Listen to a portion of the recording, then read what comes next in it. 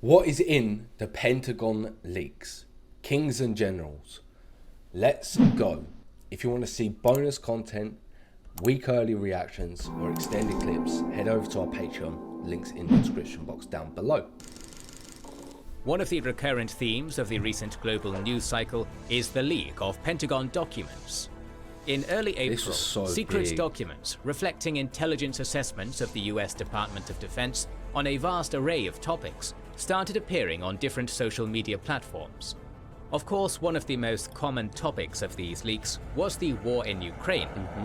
While there are many interesting reports on other issues in the leaked documents, we will focus on what the Pentagon Leaks tell us about the American perspective on the war in Ukraine. How strong does the United States see the Ukrainian army? What is going on behind the scenes in the process of military support to Ukraine? Interesting points. How aware is the Pentagon about the plans of the Russian army? We will unpack everything important about the war in Ukraine in the Pentagon Leaks and assess their impact on how things will unfold on the battlefield in this video. There's one more prediction we can make based on top secret knowledge. Your dad would love a Father's Day gift from our sponsor. Let's first note that the United States government has acknowledged the authenticity of most of the leaked documents, except documents that Russia has altered for misinformation purposes, like the one exaggerating Ukrainian casualties and diminishing Russian losses. These leaks are a massive breach of the American system of security of secret documents, and have been causing a headache for American diplomats, who are currently engaging in damage control to prevent any souring of relations with its allies. The moral of the story is not to give access to secret and damaging documents to 21-year-old Air National Guards who have nothing to do with these documents.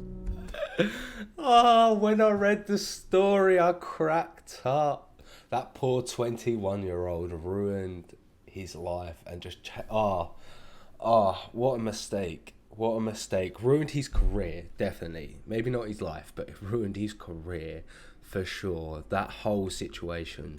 Now, without further ado, let's talk about the documents. One of the things we all suspected all along is that the United States has a lot of information about the inner workings of the Russian government and army.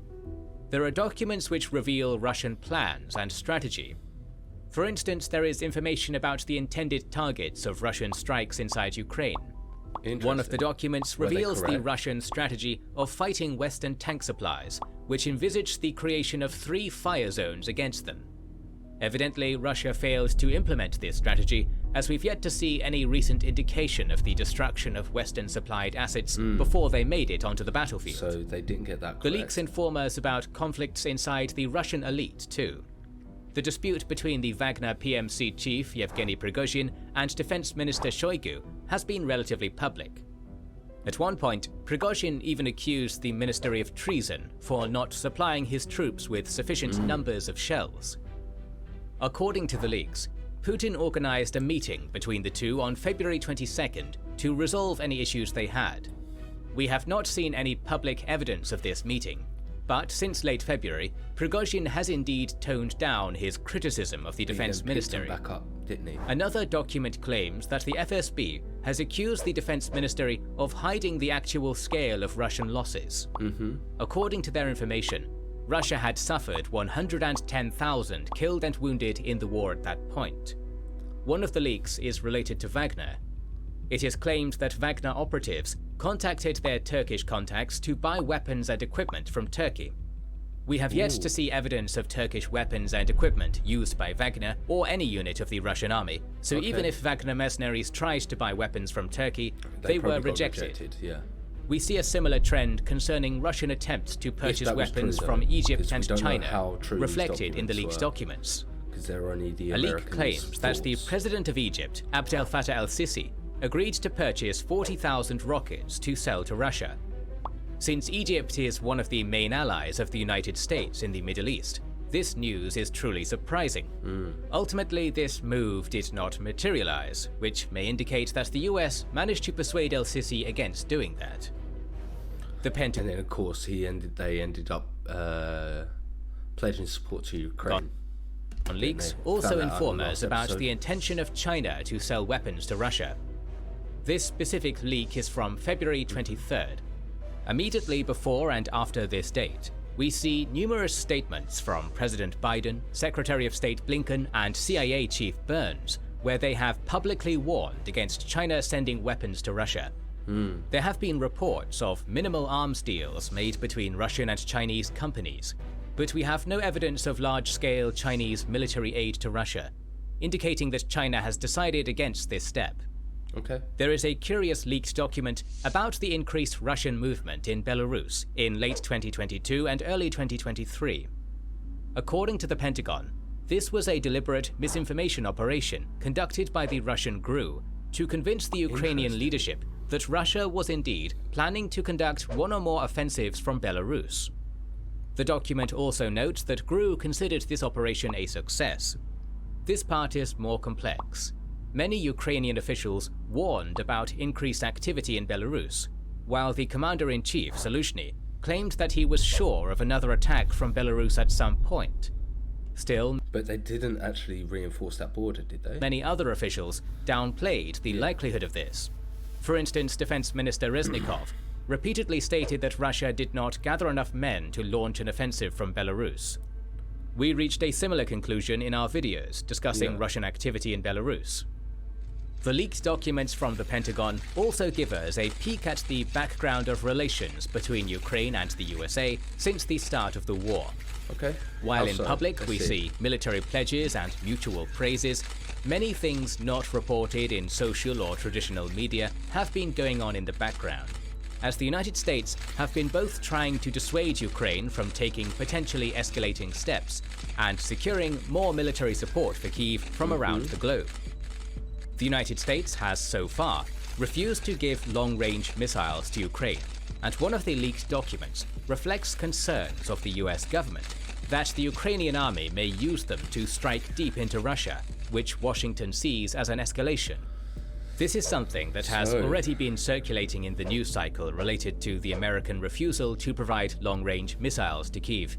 So the the USA are really worried about the Ukrainians taking that step further. I see you. You haven't liked the video yet.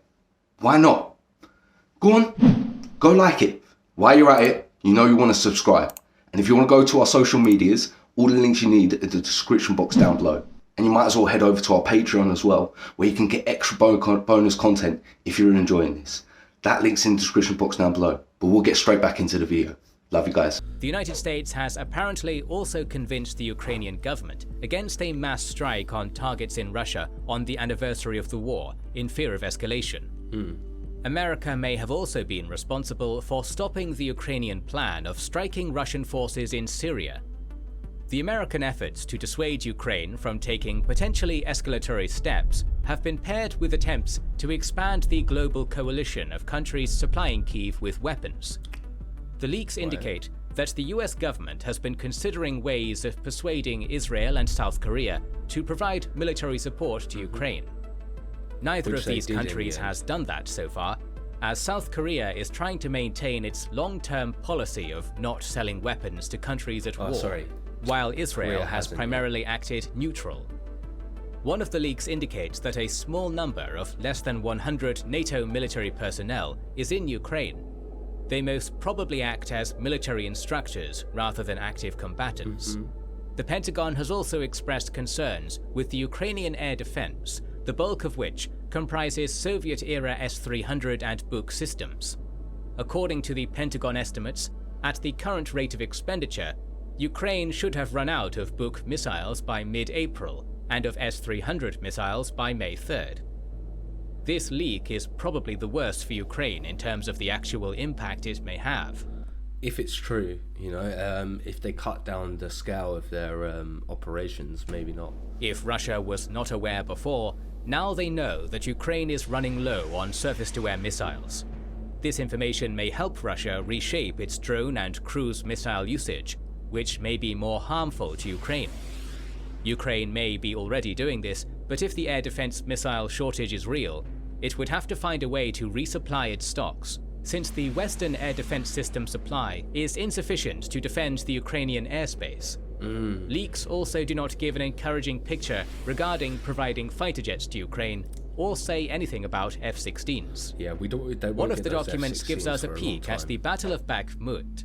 It says that Ukrainian forces in Bakhmut were almost encircled on February 25th, as the usually optimistic chief of the Ukrainian military intelligence, Kirilo Budanov, assessed the situation as catastrophic. The situation was mitigated by sending elite units, probably to fight to maintain supply lines to Ukrainian forces in Bakhmut. The Pentagon is also apparently not optimistic about Ukraine's chances of turning the war around with a counter-offensive, assessed to launch on April 30th. They expect only modest territorial gains by Ukraine. The leaked documents also provide information about casualties. In February, the Pentagon assessed 43,000 Russians killed, with overall losses at 189,500 to 200. It's the fact that the US don't think that they're going to get that far. They don't think they're going to achieve much in their counter-offensive. It's a big thing, I think. I mean, they've only just got the military to what it is now. Are they only going to be able to defend the borders that they have? 23,000, including many from elite GRU forces. According to the Pentagon, Ukraine has lost 17,500 men killed, with total casualties at 124,500 to 131,000. These numbers are consistent with the estimates of most of the military commentators. One of the documents was photoshopped, probably by Russia, to exaggerate Ukrainian losses, but it did not gain much traction due to its evident fakeness. The Pentagon has also reported a scary and potentially disastrous moment from September 2022.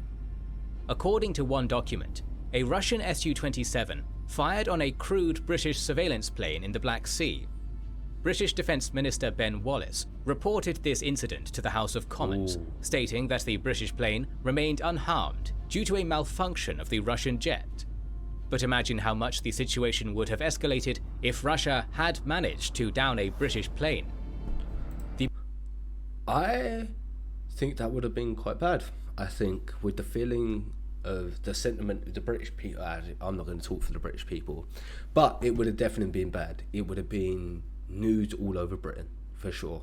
The majority of the Pentagon leaks reflect information that has already been widely assumed in the analyst community, and just confirms many reports about different events surrounding the war in Ukraine.